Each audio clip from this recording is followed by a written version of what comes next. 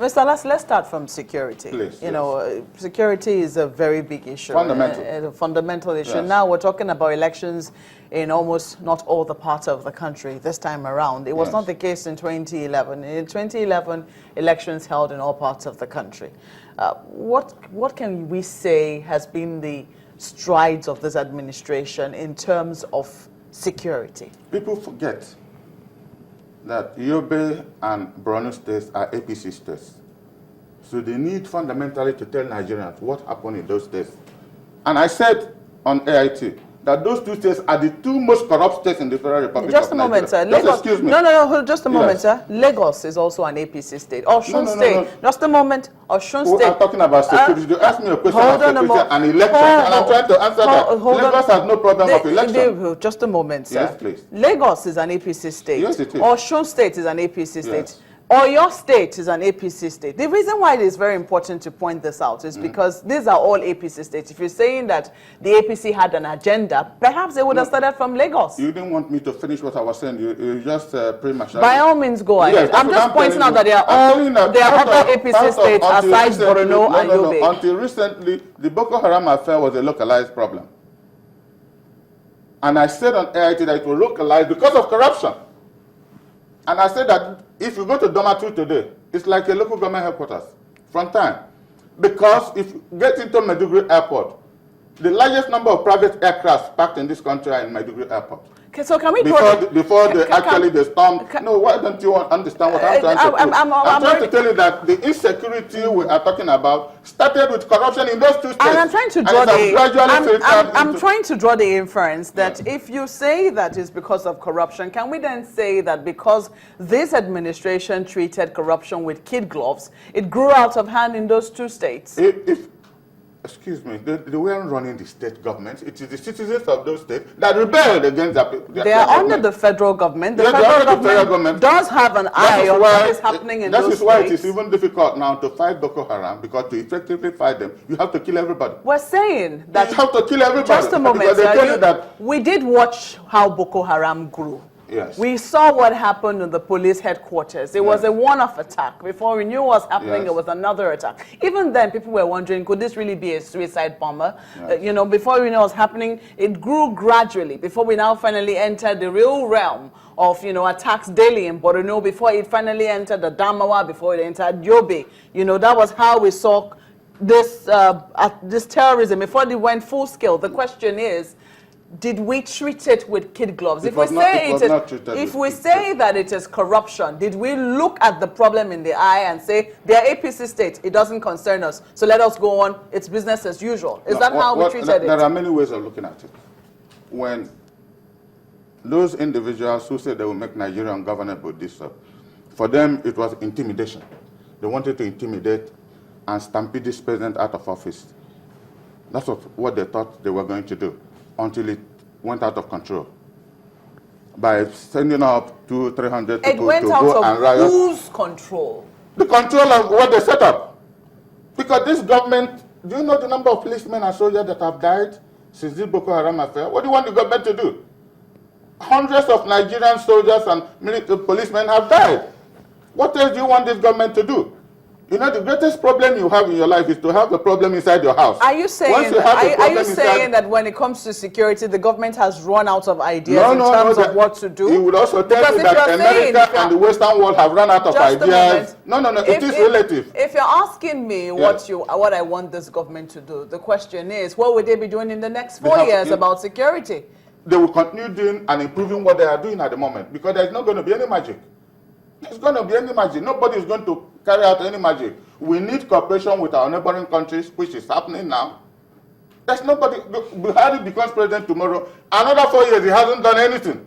It is the same problem. There's no magic about fighting, because these people are living where our ordinary civilians are living, and you don't open fire on them. So it will take you months to see what to do, get information, and then see what you do about it. But for those Nigerian families who have lost their loved ones, do you think some of these messages will resonate with them? I mean, you can easily understand why they think, okay, well, if we've lived this for all this while, let's try something else. You will understand what they mean. They say that. You know my pain, and I tell you honestly, when I see the vituperations from all sides. Most of you were not born by the time the Civil War started. And I watched Gowon and Ojukwu. In the morning, this person will speak. In the evening, the other person will speak.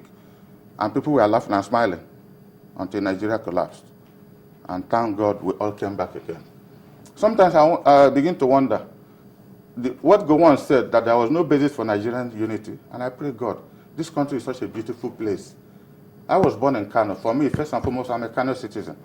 Until recently, I was signing a state of origin. I signed Kano State. State of origin, I signed Kano State. That is my love for my country. But when you see the activities of some people who must get something, they don't get it, they destroy. That is the problem where we are. And that is part of the insecurity we have in this country. That I want to be something, if I am not that. After what happened in 2011, wasn't there a riot? Hundreds of young youth coppers killed. Has anything happened? Again, there's a level where I will blame the government. But you blame them telling me, because when you become president of Nigeria, you see that there are things you cannot do just by wanting to do them. This is a very complex society. Like Nnamdi Azikiwe said in those days, that was when I knew the meaning of the word Surulere.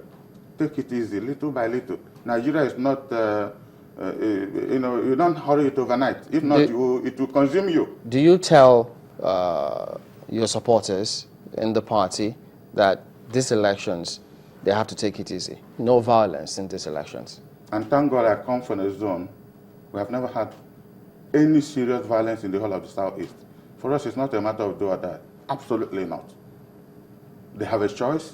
I mean, he's visited Anambra, and he saw the reception he was given. But our president visited some states, and it was stones were thrown at him. The president of the Federal Republic of Nigeria. But you heard the argument about who did what? APC condemned that action. I saw it on your footnote. Like they condemned it. So what I'm saying is that which is a good thing to do. It is good. It is good. But somebody planned it. It's not just enough to ask me to shoot Chamberlain, I shoot you, and the man I say I'm sorry for shooting you. It's not enough.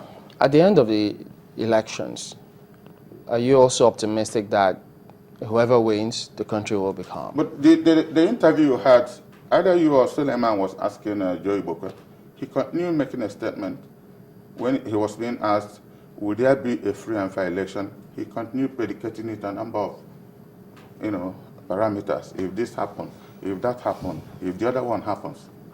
And he couldn't answer. I could see their body language, that they were prepared for anything. For them, it's a matter of do or die. No, but some of them have also been telling their supporters I want to remain calm in the face of provocation. In law, it is the person who has gone to court asking for a relief that has what they call the strictest proof. The opposition should be able to prove beyond reasonable doubt that they would vote better than this government. And they have not done that. Will your party accept the result, whichever way the pendulum swings?